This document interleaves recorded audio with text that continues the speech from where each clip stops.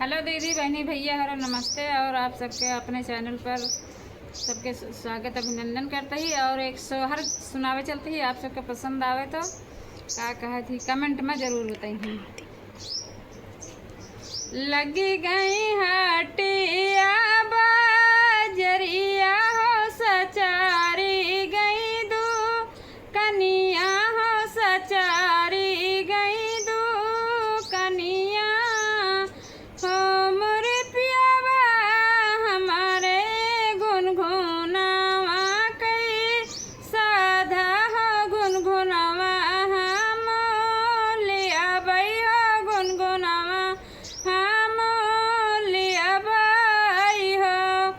कि नहीं तोहरे भैया भतीजवा हो न सासुरे भायनवा हो न सासुरे भायनवा हो मोरी रनिया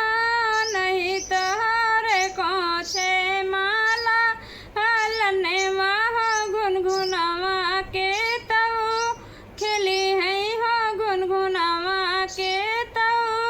खेली है हो इतनी बचाना सुनई रनिया हो तो हड़प इताड़ पीबल हो मोरे कहरा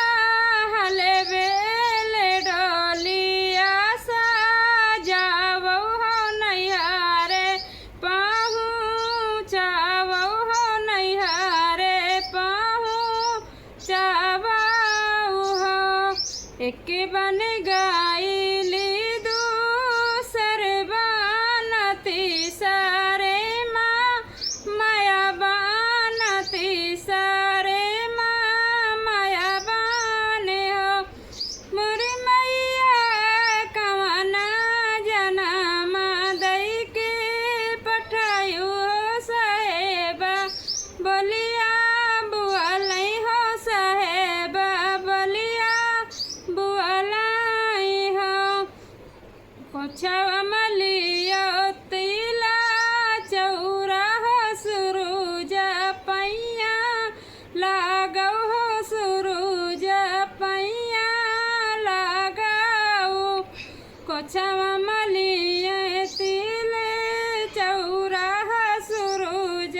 पैया लागई हो सुरूज पैया लागई हो मोरे रामा सुरूजा मनवै नहीं पावै हो तोहरी लाजा नम भाई लाले ना जानम भाई हो बजै लगे आनंद बाधैया हो उठाने लागे सोहर हो उठाने लागे सोहर हो हकड़न नागरी के सोनारा हो बिगे चाड़ी आवौ हो बिगे चाड़ी आवौ हो मोर सोनरा सोने रूपे गाढ़ा घुने घुनवा मैदाना का मानव बई हो मैदाना का मानव बई हो एक बन गाइले दूसरे बनती सरे माँ धन बनती सरे माँ धन बने हो एक पाँव